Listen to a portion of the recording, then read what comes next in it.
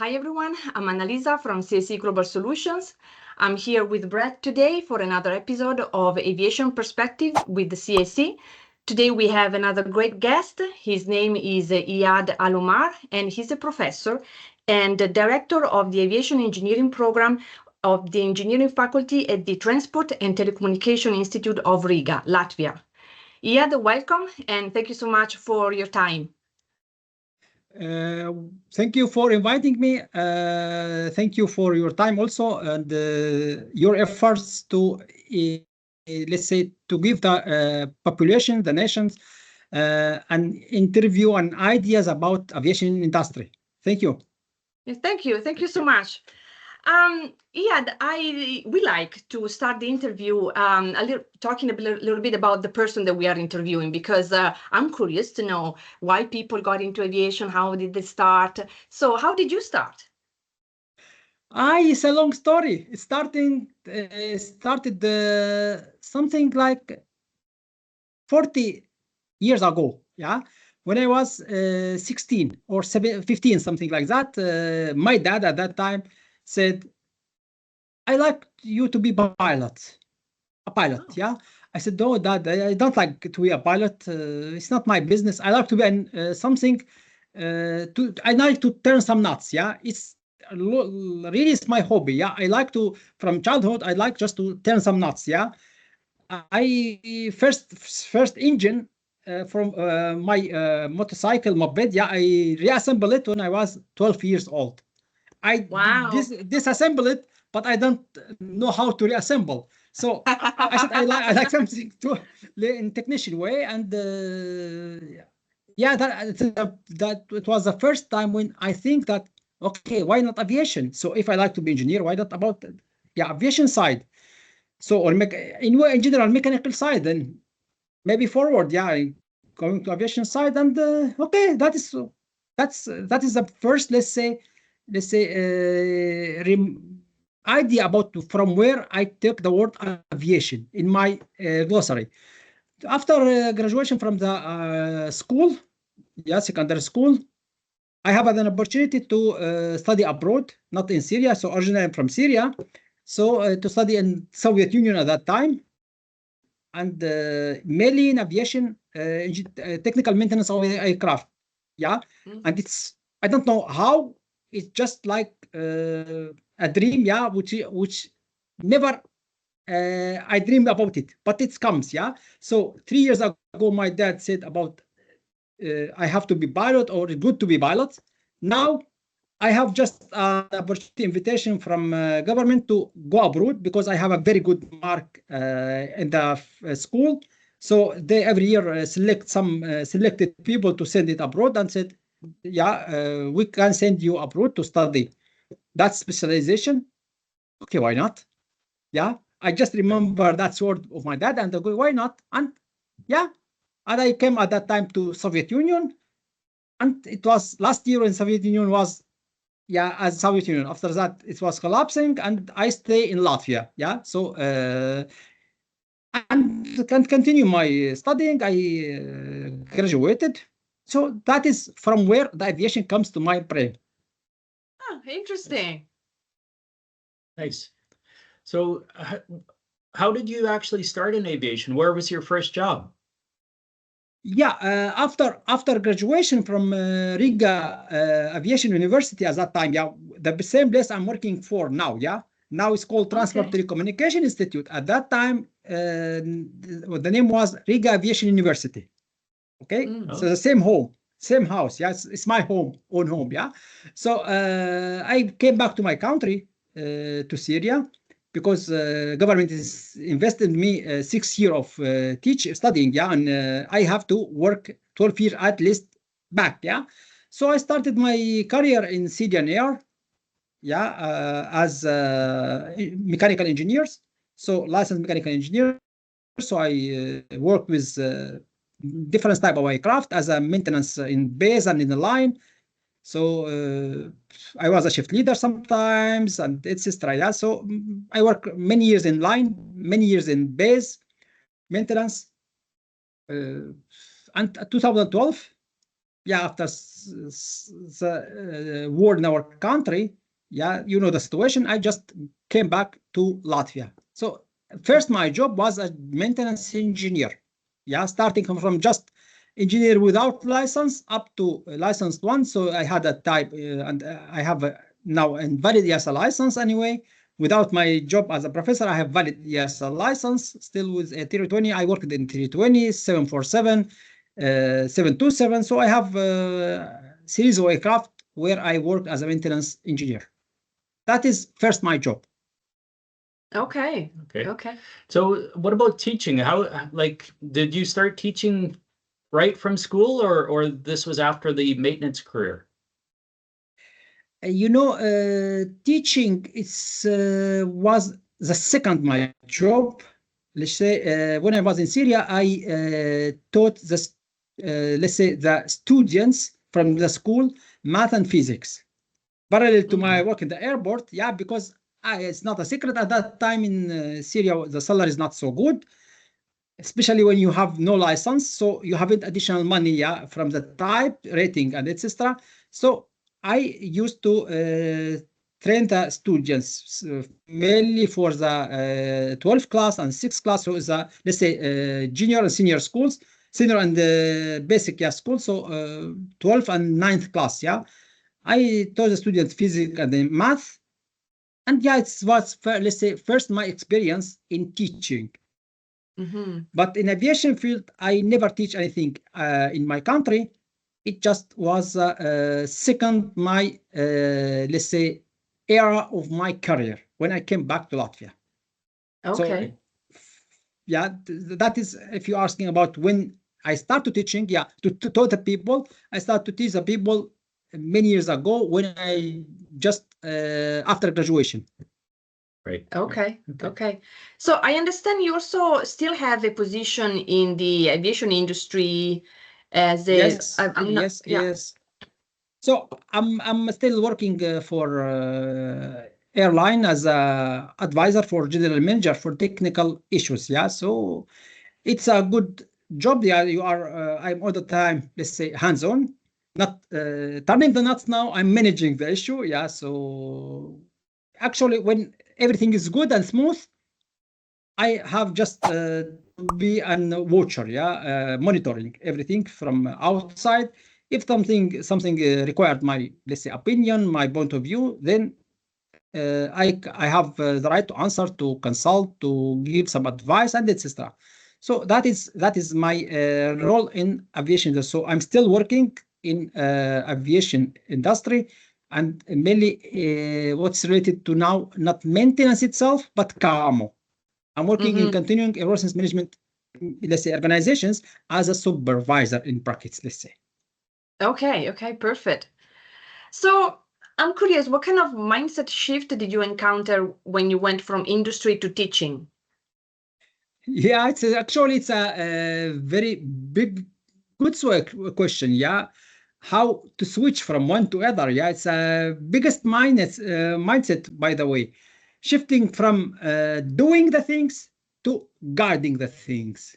Yeah, when previously I do the things my hand. Yeah, I was the one who turned the nuts, who prepared the aircraft for release, yeah, who release the aircraft for the service, who participate. Even when I was a shift leader, I have to do something by hand, yeah, because you have to be hands-on.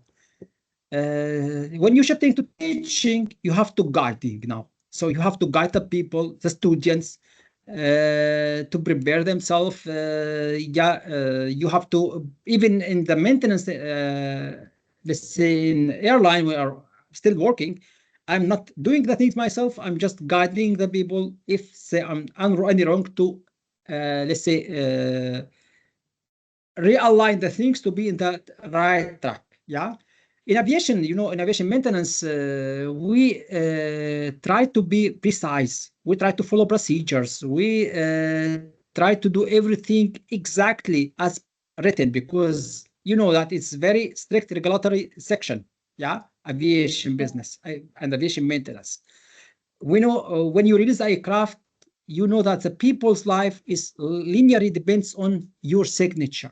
So it's a very, very, let's say, intensive work from the point of view of mentality action. Yeah, so you have to thought about the people's life, about the souls. When you are teaching, you now moving from that the way of let's say thinking about souls. You now thinking about empowering others to let's say assemble to build them skills and disciplines and etc. So it's more my role now is more about getting the job done not by myself. Yeah, I'm just helping the students to understand the way to do things. So why, behind, and how. Yeah, so we know when you are making the maintenance, we know how to do the things because we have a procedure. We are just follow the procedure. Now I'm trying to teach the students, the new generation, what is behind how. Yeah, so why. Yeah, so that is my role now. Yeah, it's not so easy task. It's not so easy task, believe me. I believe you know the academic work also. So patience become my valuable tools actually when I'm working with the students, because not all the students are at the same level. You know that not all the students are so responsible, especially in our time, because nowadays all the students is somehow paying for their studying. Yeah, and they need to survey. So all of them, they are working. So working, studying is not easy mission. It's not an easy mission. Yeah. So we are somehow dealing with that. We are managing that, but yeah, still it's not an easy task. Moreover, there are a different learning style. Yeah, so what style you are following up with. Yeah, because in maintenance field, we are thinking about efficiency and the results only. Yeah, because I need my business in aviation to be efficient, fast, safe. In classroom, it's about not only that. It's that's beside is that part is important, but it's a second stage, because first I have to think about engagement of the students and communication and adaptability of the auditorium to follow up me. So if I cannot engage the students, if I cannot communicate with the students, then it's useless. It's useless to speak about safety, about efficiency, and etc. So we quickly realize that everyone learns the way we do the things. Yeah, and that's okay. Yeah, so I do the things like that. That's okay. We have to think how these things is performed, how we are proceeding, why we are proceeding, what is the goal behind that. Do we need to at the end of the day to reach the safety? Then okay, what is the way to reach the safety? Do you like to the students to be let's say satisfied with my learning? Okay, so I have to think about how to engage them, how to communicate with them.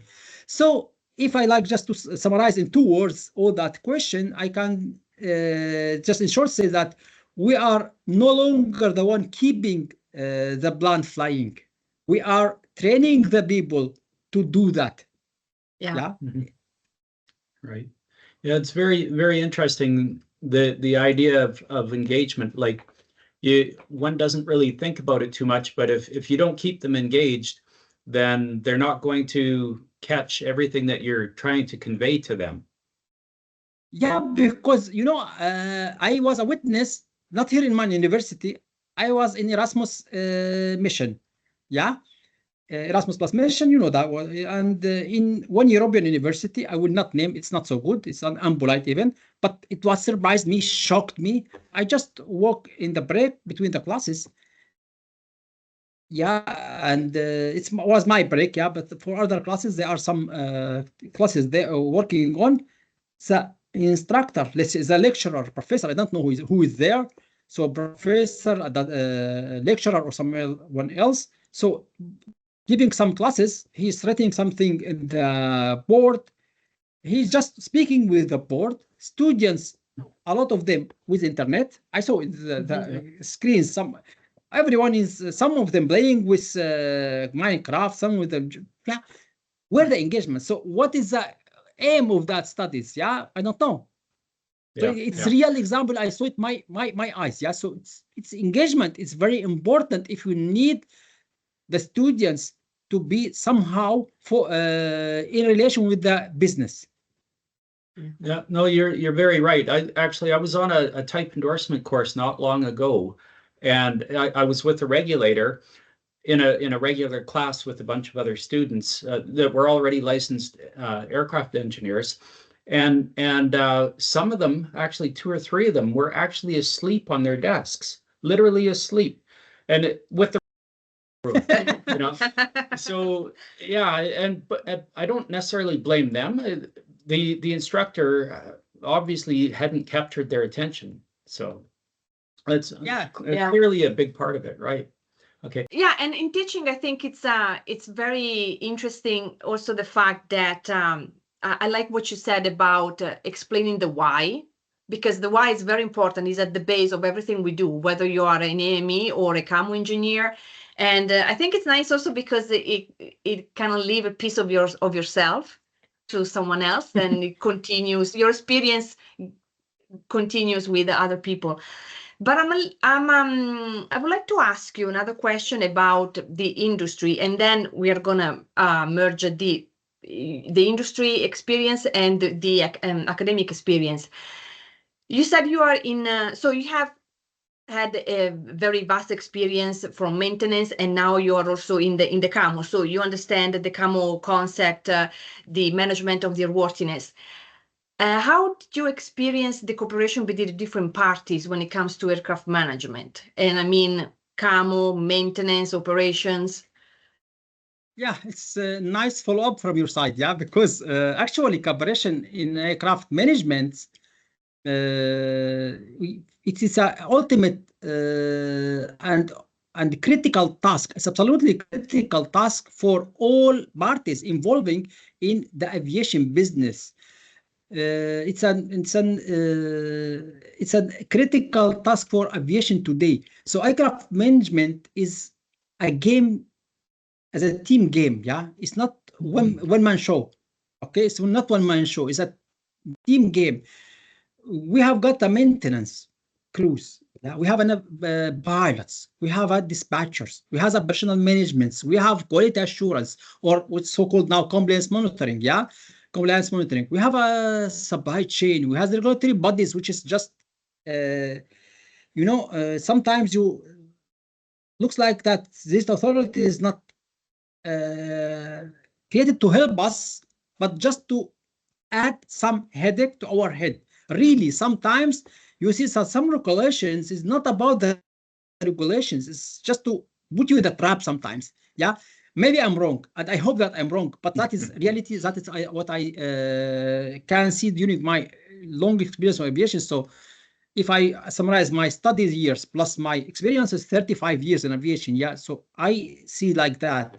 So all working together, all what the things I spoke about, the departments, yeah, if they are not dealing well to maintain the airworthiness of aircraft, then aircraft will be not airworthy.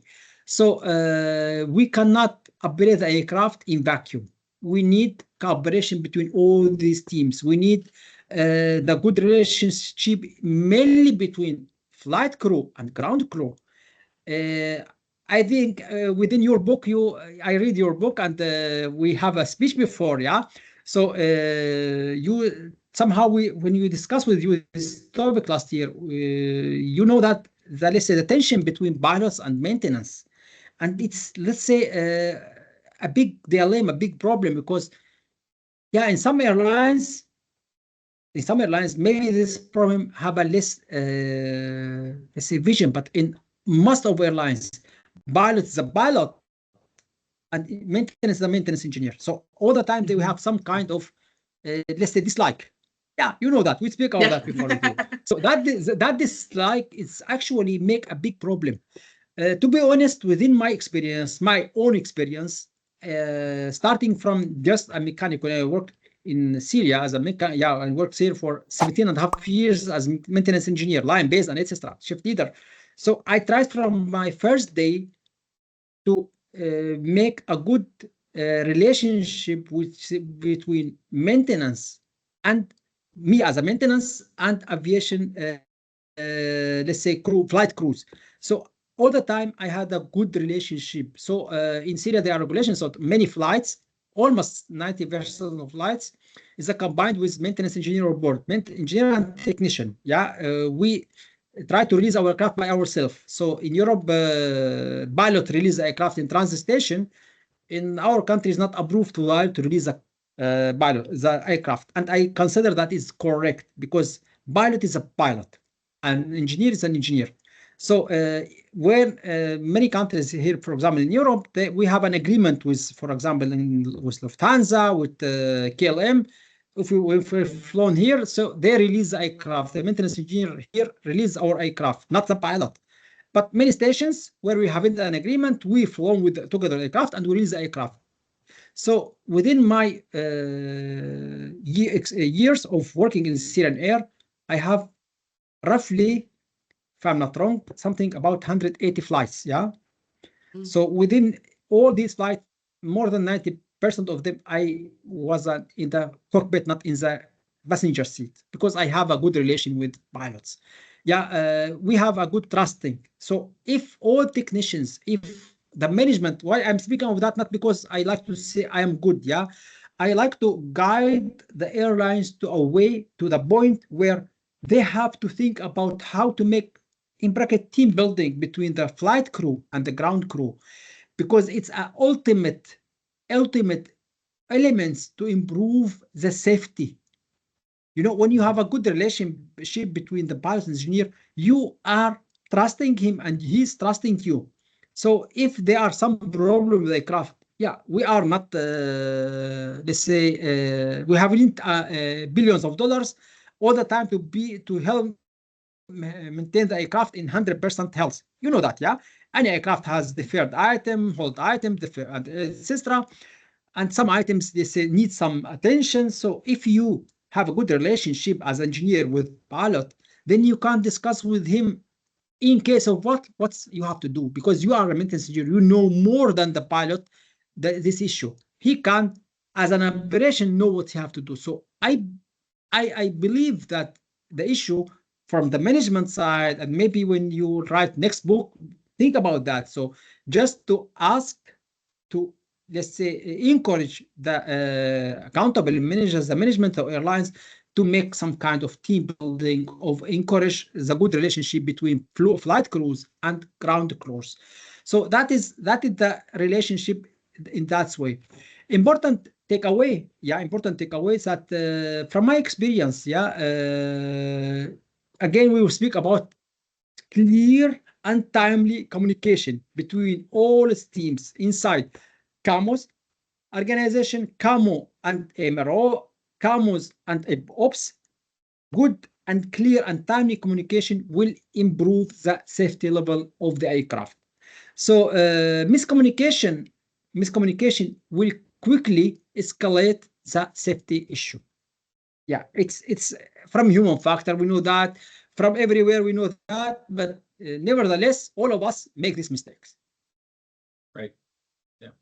I'm curious, Iyad, with you mentioned that the accountables within the airlines need to emphasize this, but in the schools, are you, as a professor, is that part of the curriculum? Do you emphasize the importance of the interrelationship between the different parties involved in aviation? So in our curriculum here in TCI, Transport Telecommunication Institute, we have a human factor training course. It's a full academic course. We not include it as a. We will speak about that. Yeah, I think. I believe you will ask this question in future. So we have a training course, academic course in 3 ACTS, three credit points, where we are speaking about all human factors aspect: social psychology, environmentals, communication, teamwork, and etc. So there we are speaking with the students about what going on inside. Yeah. When I'm the leader of this course, so all the time when I'm performing this classes, I'm speaking about my experience. I'm pushing the students with this knowledge, with this information. For sometimes it looks like it's just a game, yeah. So I make that. I have that mistake. So that aircraft had this problem. I spoke with that pilot about that. So for someone, it looks like a game, yeah. But that is reality. That I'm just telling them real history from my life. Yeah, Right. I think one real history is better than 100 pages of the books. Yeah. Yeah. No, I was just thinking about things like just the other day we had a conversation about reporting of defects, for instance. And I mean, that's a very basic communication element that is imperative that you get it right. Because I mean, for instance, when a pilot comes in, if they just write down the defect on a piece of paper and give it to the maintainer, technically it's not in the technical record for the aircraft, so it's not officially a defect yet, and that piece of paper can get lost, and you may need more information than just what's on the piece of paper. I mean, there's so many different reasons for conveying that, and I'm just wondering if at a student level whether those concepts, those ideas are conveyed. Okay, let's follow up with your first part of the issue. Yeah, so writing a defect on a piece of paper in aviation is a criminal issue. Yeah, because absolutely. you have to write the fault in the logbook, technical logbook. Yeah, we have a journal logbook. You have to write at the pilot the problem there, and the engineer shall answer for it. Why the pilot do that? Because the management, again, in some airlines, I would not name any airlines, the management pushing the pilot not to write all defects on the logbook, to improve the reliability reports outlet, to show that in the when we have a safety report, safety reality report, that we have everything is good, and in case we cannot cover this malfunction immediately between the flights, we will ask the next pilot to take the aircraft with this malfunction on, right? And no one see anything. And after aircraft back, when we have a time, we will do it. So it's actually it's out of any regulation, out of any let's say rules. But this issue happens, and happens frequently. Yeah, happens frequently to be. I heard many situations about that, and we are not so far from aviation accidents, incidents occurred due to fatigue of the pilots. Yeah, why this happened? Because the airlines forced the pilot to fly more than due time, using the just a hole in regulation that in some cases company can ask the pilot to exceed the due time due to some reason, and it shall be used as exemption, but the airline using it as a rule now. And yeah, we have a lot of, that many situation reports when both pilot was asleep during the flight. I believe you heard about that. Yeah, it's not a secret. Yeah, so that is about first part. Yeah, second part. So again, in TCI, Transport Telecommunication Institute, we about 4 years ago, I wasn't at that time director of Aviation Engineering Program, but I spoke with my colleague, and we introduced a special topic. Yeah, we add some topic in 6 ACTS about maintenance organization, and there we have I add the syllabus. I make the syllabus for that course in cooperation with my colleagues. Yeah, so we even there have a real logbook from some airlines. Yeah, but I just hide the logo and the name of the airlines. And starting in when the student is a semester 5, they are start to training how to fill the logbook. Yeah, so yeah, it's not every university can do that, to be honest, because if you not working hands-on in aviation in industry, you cannot even take this logbook. Yeah, and you have no idea how to fill it. I know that because I work 18 years and I feel it my hand 18 years. So I can teach someone how to feel it. Yeah, to be honest, Right. it's not every university, and within universities where I just visit, no one have this. Many of them have similar courses, but for example, I have a, let's say, not course project, coursework, small coursework, how to fill the logbook. So I give, let's say, a task. You have an aircraft, it's landed, you have this fault, this malfunction, 45 minutes for departure. Please solve the problem either by replacement some component, either by using MEL, minimum commit list, fill the data, make a release for the, let's say, malfunction, and release the aircraft for flight. So it is a task that actually it looks like simple, but it's a thing that not everyone can do it, even in the maintenance. Yeah. So and this question in every exam of this subject, if you can't do this task before the exam, you are not allowed to go to the exam. Yeah, it's somehow really? very strong rules. Yeah, but I don't think that I requiring from the students to be 100% as in airline. Yeah, because anyway, it's still on student. He's still on students. Yeah, she. But I'm trying just to help them to discipline. Yeah, that is important. That is what you have to spend Yeah. your life with it. Yeah. I Oh, hope for that sure. answers for your question. I think actually both of us can say that in our experience in our initial schooling, that was never taught.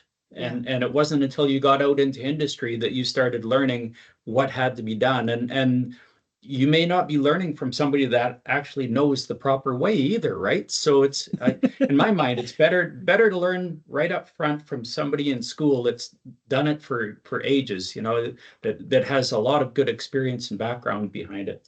Yeah, and that's one of the reasons why we wanted to speak with you, because when we met last year and we presented our book to TSI, we talked about this, about that there is a gap between the industry and what is taught in school. And because like Brett said, I went to aviation school in Italy, for example, and then I went also to a university, the aerospace engineer, and I took some specific courses on maintenance and management.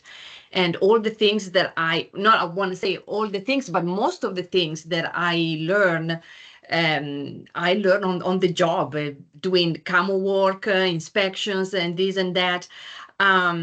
Interestingly, and that now we get into the core of our interview. We wrote the book Introduction to Aircraft Management, and one of the reasons why is because me as an industry professionals and Brett as a professional, but also a Civil Aviation Authority inspector, noted that a lot of things are not known or people don't understand why they have to do it. So we put together this book and we approach different schools and university, hoping that this is great, they're going to jump on it. Yeah. And actually, no, it did not happen. And I can't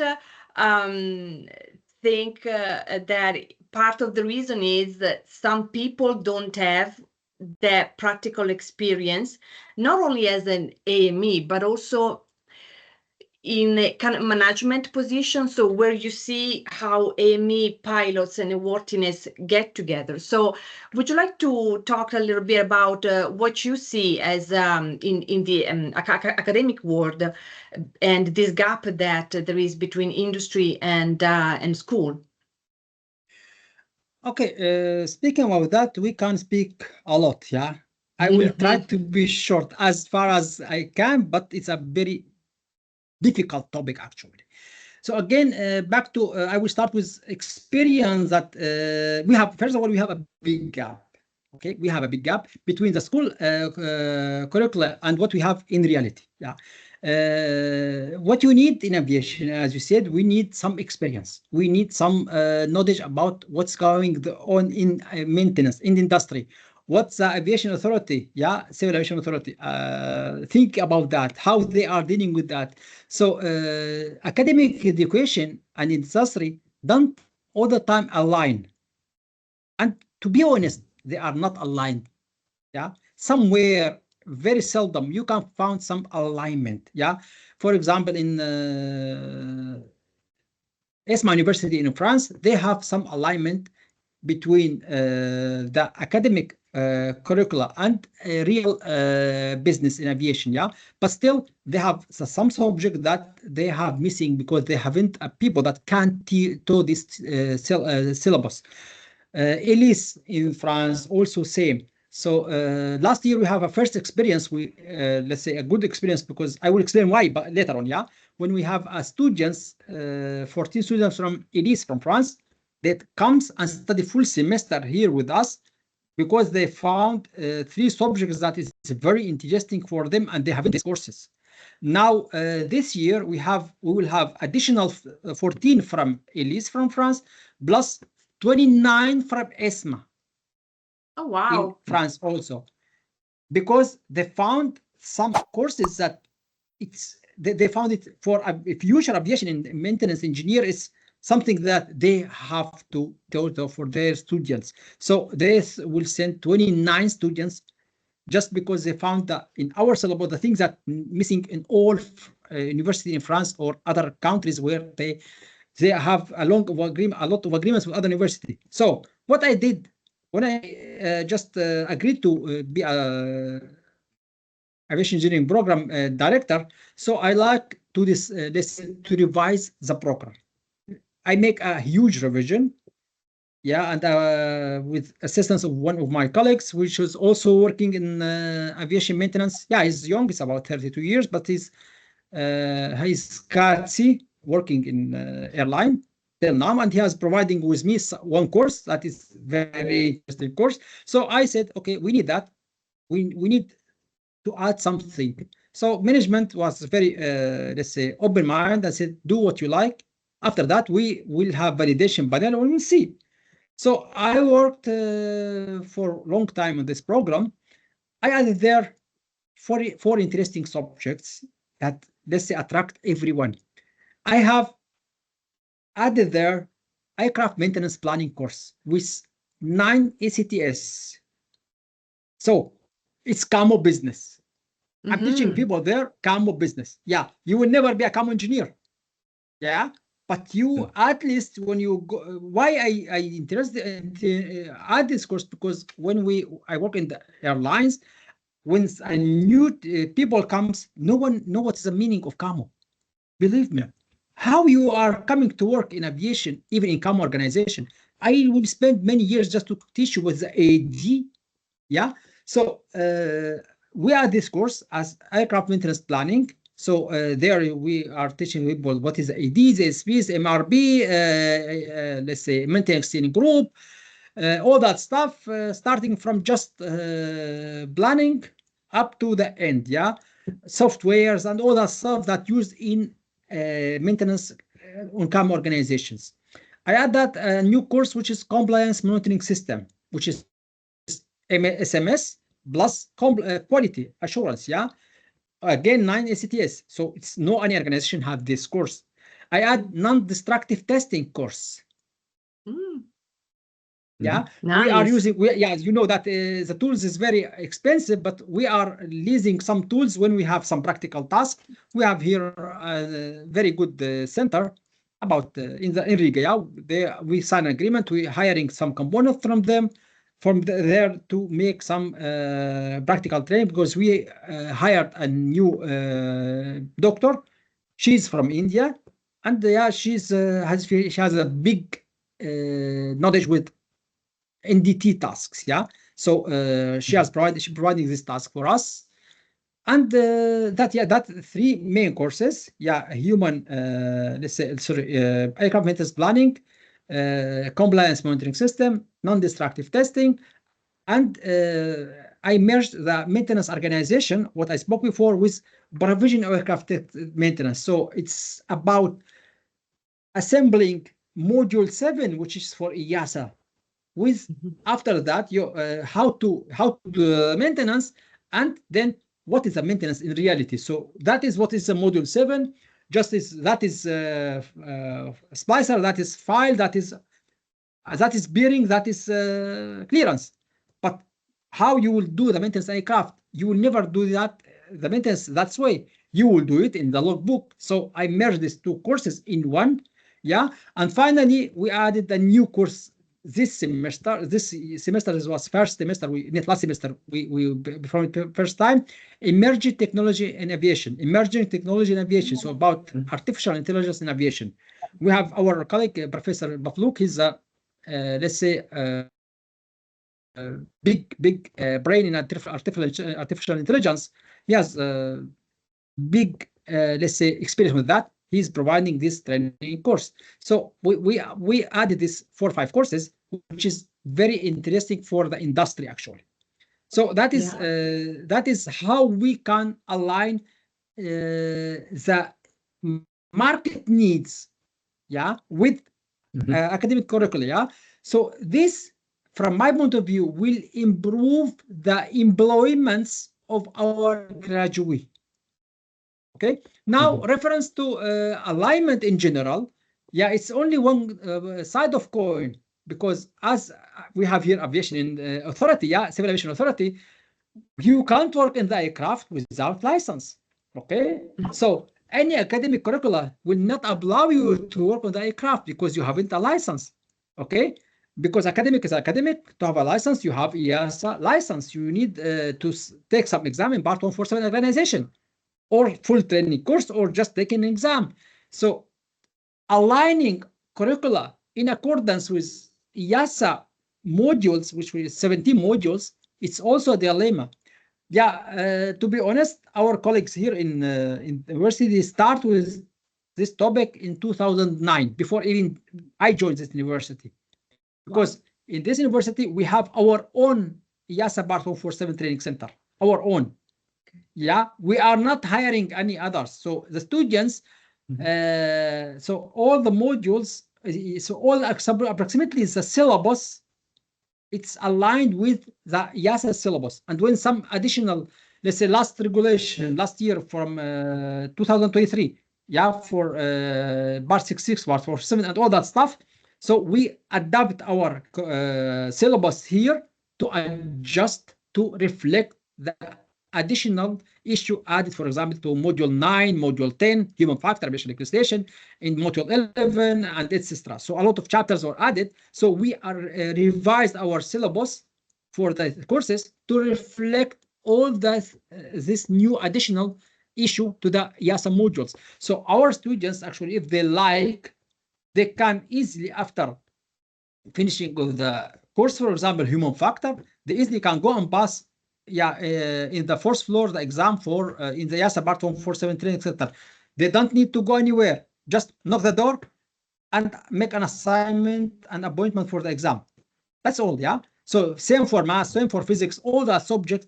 It's a little bit become difficult for example, big subjects like engines, like aircraft, module 11, aerodynamic design and structure, because this, for example, module is split it to 3 semesters. It's a very big one, because gas liquid system is separate subjects, aircraft aerodynamic separate subjects, aircraft structure is separate subject, and strength is the other one. So only after 3 semesters you can pass this exam. But anyway, if you like to pass, you can, because you have everything. Because no one will close your access to the materials after finishing of the semester. So that is how I think how we can align our academic curricula with what's happened in reality. Big gap again with let's say with hands-on practice, because academic bachelor degree by European regulation not require any practical training, to be honest. Right. For aviation is Actually, as you're speaking there, I was thinking about this. Everything that you're talking about, it was about aligning the curriculums and the syllabus with the current aviation requirement, EASA requirement in this case. But how do you see an effort at all in? I mean, we've approached a couple of different schools about teaching some of what you're talking about, camo planning and things of this nature. And the response we get is, well, the regulation doesn't require it, so no, we're not interested in doing that. But what my question is do you think perhaps that the regulation needs adjustment to align with the needs of the industry instead of the industry, instead of the syllabus aligning with the regulation needs to be brought in to mandate some of these things? To be honest, I think what we have now, so regulation is the big boss, and everyone said it's not requested by regulation, I don't need it. Yeah. So it was one of the question I was asked. So it's not requested by regulation. So in the validation panel, when I make a new revision for the program, first of all, we discuss internally, but again, internally, not everyone know what is a industry. Yeah. So it is not requested by regulation. Why you add them? So at that time, I said, okay, do you like to this program to be good one? Yes. So let us approve this program by a validation panel, not from our university here. So our validation panel is 8 persons from not only 2 from other places and 6 from university. I said, let's make validation panel from at least 16 persons, not from Latvia, not from academic. So you are academic, okay, 6 persons from academic side. Okay, we invite for validation panel one quality manager from airline. We invite SMS manager from other MRO. We invite countermeasure from Mexico. Yeah, Mexico. So it's about, again, it's chief CEO of one of Mexican aircraft line maintenance or something like that. I don't remember the name because his contact was proven by our colleague. One from USA. So we have a validation panel. Actually, 9 persons was from industry and 7 from academic point of view. And when the voting for a new revision, it was 16 against 1. Yeah, right. Because industry understand what is the meaning of industry. Yeah. So back to your question. If we like to be precise, yeah, I can say regulation shall be adapted under needs of the industry. Right. Not vice versa. What we have now, we are following the regulation, but sometimes the regulation is just useless in our business. Well, this is what I'm saying, because I mean, I haven't seen too many regulations where okay, there's a requirement to have camo services or continuing airworthiness services, but there's no requirement to have official training in that respect. So to me, that's like saying you have to have maintenance, but you don't have to train in maintenance. It doesn't make sense. How can you mandate something if you aren't going to dictate what the prerequisites are? Yeah, it's again, it's the dilemma. We can speak from our point of view. Industry can say, yeah, it's for me, it's better because you prepare a person who is able to work with me immediately. But again, let's say university management. Yeah, here it's good that we have possibility to hire, to contract. So, for example, safety management system, who is providing this course is an SMS manager from MRO, big MRO here in Latvia. Right. Yeah, he is providing the subjects. Yeah. So SMS manager providing the safety management system. Maintenance organization, I provided it as I worked 18 years with maintenance, and etc., etc., etc. So where you will find for every university professors who already work in aviation maintenance, it's big problem. Okay, in this case, it's from my point of view, maybe the universities shall rely on the professionals, not on the professors. Yeah.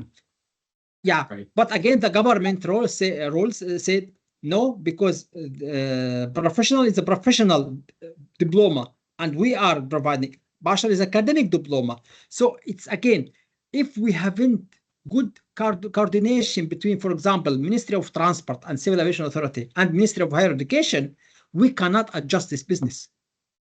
Because, as I said, Ministry of Higher Education said, we have an academic degree and we not allow you to do everything by professional because we need a certain number of professors. Yeah. Again, it's everything about Bologna Convention. Yeah, because sometimes you see not only in aviation, only in education, also in aviation, you are such in a very tight environment because you cannot play around. Yeah. Yeah, no, I see that. And you know, it's an interesting aspect because there aren't that many professionals that are also hold PhDs. They're not professors. I mean, you're actually rather unique. And I know your institute had most, I won't say most, but a number of people have both professional credentials as well as academic credentials.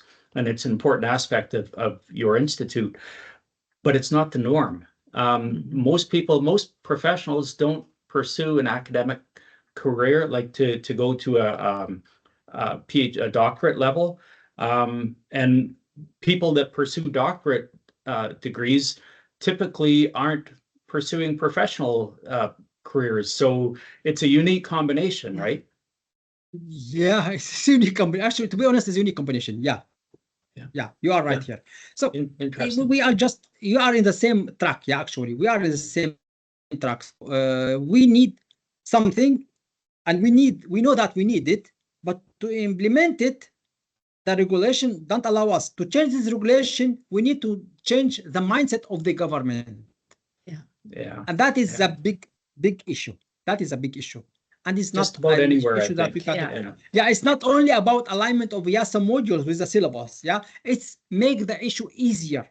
But again, having only an EASA license, having only the subject, you will be okay with some practice in the airport. You have your license, but you are not able. If I will say so, please can you check this AD? You have no idea what is the meaning of AD. You just saw it in your eyes and you have to comply because you have a tick boxes and do step by step. But to analyze what is this, that is the issue. That is a dilemma. I'm curious though. So with your institute, for instance, and I experienced this myself when I went to school, with technical school. There are minimum criteria that Transport Canada, for instance, puts forth for training institutes and curriculum syllabus. But not all schools are created equal. So the school I went to, we did fluid dynamics, aerodynamics, physics, algebra, trigonometry, all kinds of things. Standard subjects for any higher education. But for technical schools in Canada, that's not part of the required syllabus and curriculum. So there are technical schools that you can get. Stop. Here, I think you are make a misunderstand between school, university schools, and training. It's absolutely different issue. So school or university is an academic institution.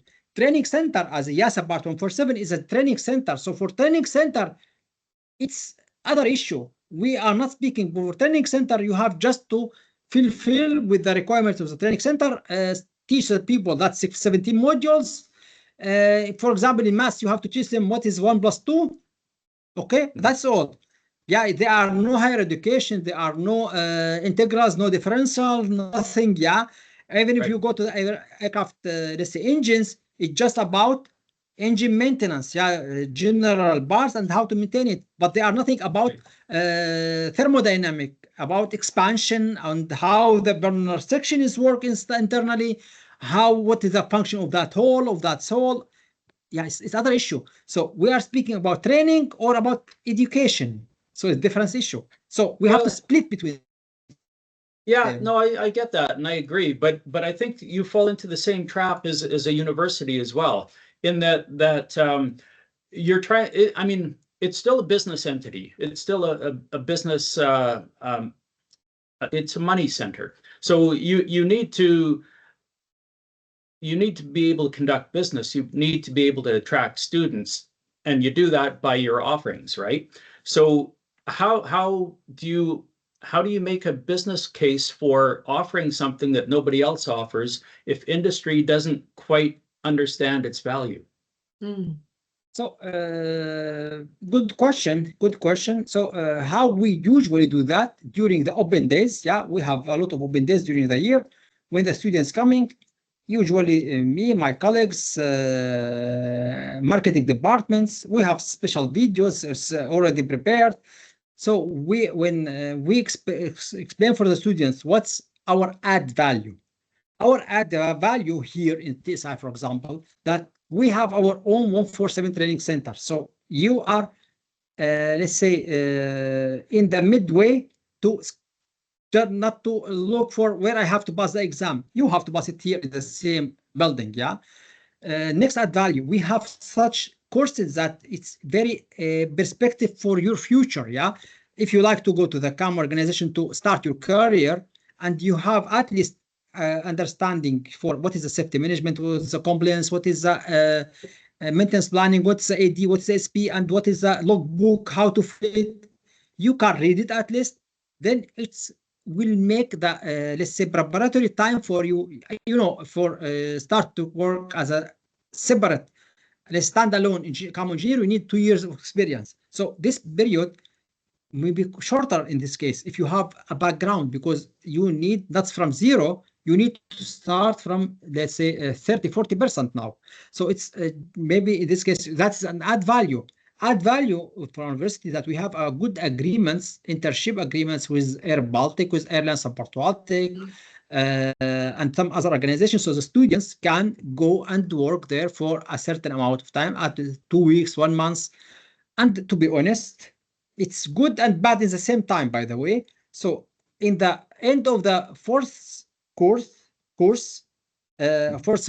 semester, not course, second course, fourth semester, approximately 70% of our students already working there, permanent worker. Oh, wow. That's Yeah. good. Yeah, so it's good. They are employees. They are employed starting from the third course, but that they will be just disappointed because they have to work there 4 days or 3 days, and only 2 days aligned for universities. Yeah, for university studying. So sometimes also we are helping our students. I remember last year they couldn't take, and for example, extra time for the training. So they asked me, can we shift our classes from morning? We are morning time, yeah. So daytime, this study from daytime to start at 17 o'clock after the work, because your subject we don't like to miss them, yeah. Okay, I agreed. It's my, yes. No one can force me to do that, but yeah, why not? I know that these guys, yeah, they are good guys. They need to like to train, like to work. And I asked the management there in the Airline Support Baltic. They give a good feedback about them. So I see there some perspective. So I just decided to support them. So I make shift all the classes to the, instead of morning, I make it evening. So Right. it's again add value that we all at the time assign ourselves as students oriented. Yeah, yeah, that's We are great. student Yeah. oriented. We are oriented ourselves based on the students' needs. We are private university. We need to earn money. Otherwise, we cannot work. Yeah, you know. Yeah, yeah. Well, yeah, and I got that. For as a student though, as a prospective student, if I were looking at an institute, of course, I would want to look at, okay, what advantage do I get from this? And that sounds ideal as far as you may have experience that others may not have by going to this institute. But something that you said, I caught on to, you have agreements with different airlines. So I'm presuming that these airlines see the value, that the added value that your particular institute is providing to their prospective employees. You know, I can't say 100% what the industry think, yeah, but the feedback from the industry, from maintenance organization, yeah, we have in Riga here 3 schools teaching same, approximately the same. and all of them coming to work somewhere, and only our students stay after internship as a maintenance worker. Yeah, plus some from other university, but all the time the feedback, if we go at the 100%, so we have the highest percentage from the industry. So moreover, even in our university, because of our, let's say, curricula and our facilities and etc., we have even the Ministry of Defense sign agreement with our university. We are not a government university. We have beside us, we have, government university for aeronautical engineering. They signed an agreement with our university, and for 3.5 years, we are teaching cadets for the aviation engineering here for the military.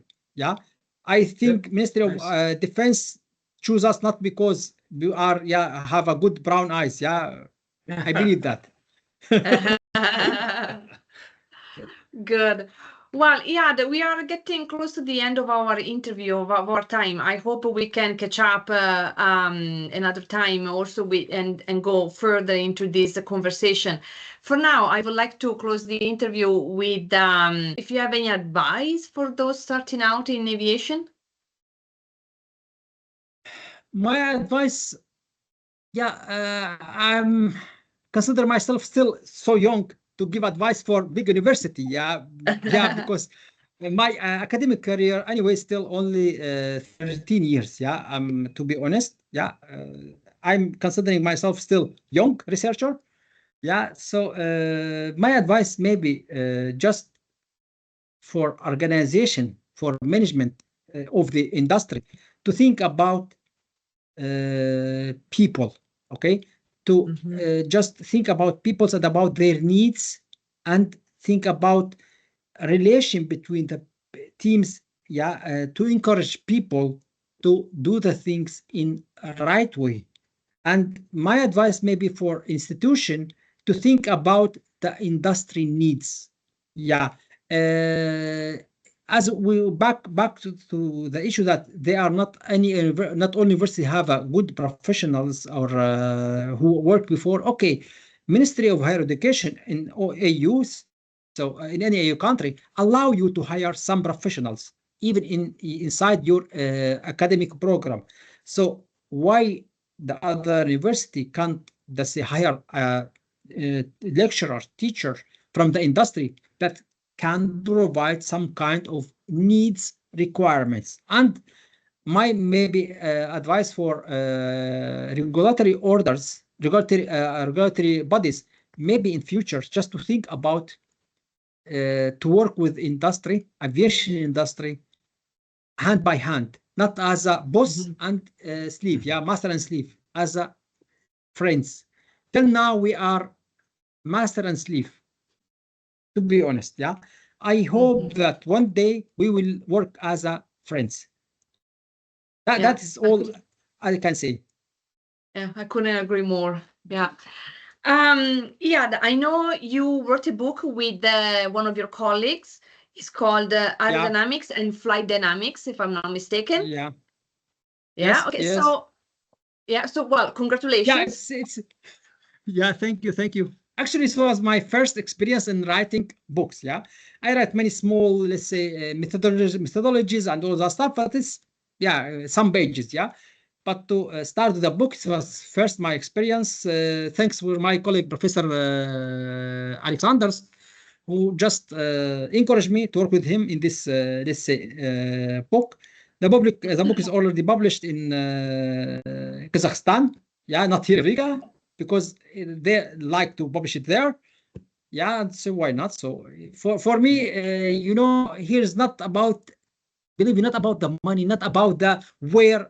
For me, it's important that I have, let's say, something that even 100 years later, my name will be somewhere in some universities. That's all.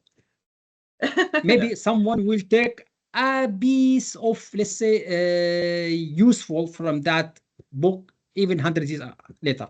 Maybe. And maybe someone would just never read it. I don't know.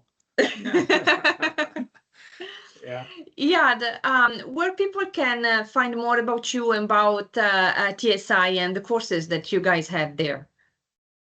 So TSI has own web page, www.tci.lv. Yeah, tci.lv. It's our home page of university. It's open in Latvian, in English. You can find everything about universities, about academic stuff. There are a page where you can just click on my name. You find my biography and all of my colleagues. So everything there actually in one website. Yeah, you can go there. You can see our stuff, academic stuff, and you can find everyone there. I have my, if we speak about mine, yeah, again, the university have own page in the LinkedIn, has own page in the Facebook, in Instagram. I haven't an Instagram, but I have my page in Facebook. I have my page in LinkedIn. Yeah, we are together with you there. Yeah, so you can just put my details. You know all my details. You can just add to your interview. So yeah, LinkedIn, Facebook, and my email, official email. You are free to share it.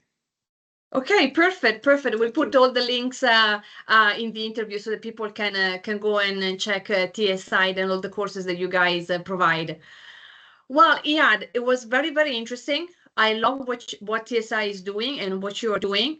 I wish I had a professor like you and an institution like TSI, because it's really important. I mean, it would save a lot of time, when you are on the job trying to learn. Thank you. So I hope we can replicate this interview and maybe go deeper in this topic in the future.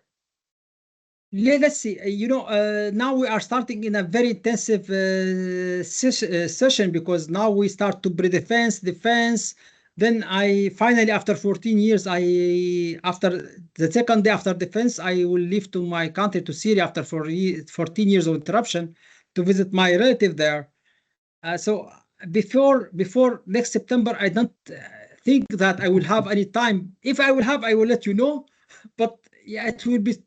I think it will be too difficult, because 14 years I didn't see my relative, and I like to just be free, just to take a time with them, not with business. Wow! No, we understand, and we wish you all the best. Well, we'll keep in touch for sure, and we'll have another interview in the future. Well, thank you so much for your time, and Thank we'll you. see you soon. Thank you. It's been a pleasure. Thank you. Thank you.